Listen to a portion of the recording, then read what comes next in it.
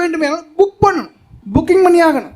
அந்த புக்கிங் அதிக நிச்சயமான ஒன்று, தேவையான ஒன்று. இப்போ நீங்கள் பார்த்தீங்கன்னா ரஷ் ஹவரில் நீங்கள் பாருங்கள், ஹோட்டலில் நம்ம நினச்ச மாதிரி ஓடி போனால் அங்கே என்ன இருக்காது, ரூம்ஸ் இருக்காது. ஆனால் அந்த இந்த ஹோட்டலுக்குள்ளே அங்கேயே எப்படி கிறங்கி பார்த்தா சில ரூமுகள் எல்லாம் எப்படி இருக்கும்னா லாக்காகவே இருக்கும். நம்ம அவங்கள்ட்ட கேட்டால், ரூம் பாய்கிட்ட கேட்டால், ஏன் இந்த ரூமெல்லாம் சும்மா தானே கிடக்குது, எனக்கு ரூம் தாயான்னு கேட்டால், சார் இதெல்லாம் அப்பவே புக் பண்ணியிருக்காங்க, அப்பவே புக் பண்ணியிருக்கு, அதனால் உங்களுக்கு என்ன செய்ய முடியாது, தர முடியாது. என்னுடைய பிதாவின் வீட்டிலே அநேக வாசஸ்தலங்கள் இருக்குது சார், நீங்கள் செய்ய வேண்டிய ஒரு காரியம் உண்டு சார், புக் பண்ண. அதுக்கு எடுத்துக்காட்டு லூக்கா எழுதின சுவிசேஷம் 10:20 வாசிங்க.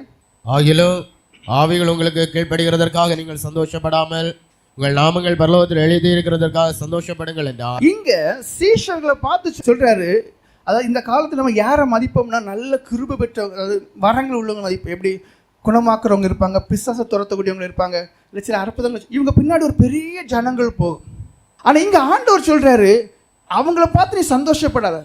யாருன்னே தெரியாத ஒரு கிராமத்தில் ஒரு விதவை இருக்கும், யாருன்னே தெரியாத ஒரு ஏழை ஒரு கிராமத்தில் எங்கேயாவது இருக்கும். அவங்கள பார்த்தீங்கன்னா ஆடம்பரம் இருக்காது, இவங்க இருக்கிறாங்கன்னே தெரியாது, ஆனால் அதிகமாக ஜெபிக்கக்கூடியவங்களா இருப்பாங்க, இரவு கண் விழித்து ஜெபிக்கிறவங்க இருப்பாங்க, தேவ சமூகத்தில் காத்திருக்கிறவங்க இருப்பாங்க, அவங்கள யாருன்னே தெரியாது. அப்படி அநேக லாசர் இந்த உலகத்தில் உண்டு. அவங்களெல்லாம் பார்த்தீங்கன்னா பரலோகத்தில் ஏற்கனவே புக் பண்ணிட்டாங்க. அண்ணால பார்த்து சொல்லி, எப்படி இவள் 84 வயசான பெண்ணு, ஆனால் இரவும் பகலும் உபவாசிக்கக்கூடிய பெண். நான் அவங்கள குறித்தான் பெருமை பாராட்டுவேன். ஏன் அவங்கள குறித்து பெருமை பாராட்டுவேன், அவங்க ஏற்கனவே தனக்குள்ள இடத்தை அங்கே புக் பண்ணிட்டாங்க. இங்கே இயேசு சொல்றாரு, நீ எதுக்கு சந்தோஷப்படணும்னா உன்னை கொண்டு கிரியை நடக்குன்னு சொல்லி நீ சந்தோஷப்படாதையா. எப்படி உன்னை கொண்டு கிரியை நடக்குன்னு சொல்லி சந்தோஷப்படாத. ஏன், ஒருவேளை நீ பெருமைக்கு இடம் கொடுத்து விழுந்துடலாம். ஏன்னா எவ்வளோ ஜனங்கள் பெருமைக்கு இடம் கொடுத்து விழுந்தவங்க உண்டு. இந்த உலகத்தில் அந்த லிஸ்ட்டு பெருசாக போயிட்டே இருக்கு, இன்னும் போகும் இன்னும் போகும்.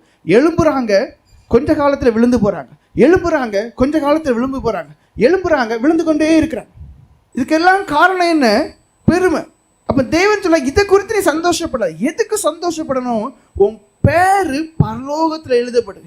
இப்போ ஒரு கேள்வி கேட்குறேன், உங்கள் பேர் பரலோகத்தில் எழுதப்பட்டிருக்கா, வீட்டில் எழுதியிருக்கு, உங்கள் பேரையும் போட்டு காட்டேஜ். தேவன் எதை விரும்புகிறாருன்னு பாருங்க. பரலோகத்தில் ஒரு இடத்தை நீங்கள் புக் பண்ணணும். பரலோகம் அதிக நிச்சயமான ஒரு இடம், உணர்வு வேணும். அது ஏதோ மேகங்கள் மேலே ஏதோ இருக்குது அப்படிலாம் யோசிக்காது. அது ஒரு இடம். எப்பேற்பட்ட பாவி இருந்தாலும் எனக்கு பரலோகம் போகணும், அதுக்காக நான் விட வேண்டியதெல்லாம் விட்டு மனம் திரும்பி ரட்சிக்கப்படுவேன்னு சொல்லக்கூடிய மனுஷன் அந்த பரலோக ராஜ்யத்தை பெற்றுக்கொள்ள முடியும். இப்போ பரலோக ராஜ்யத்திற்கு போகக்கூடிய நுழைவு வாயில் இலவசம், எல்லாருக்குமே தெரியும், ரட்சிப்பு இலவசம்.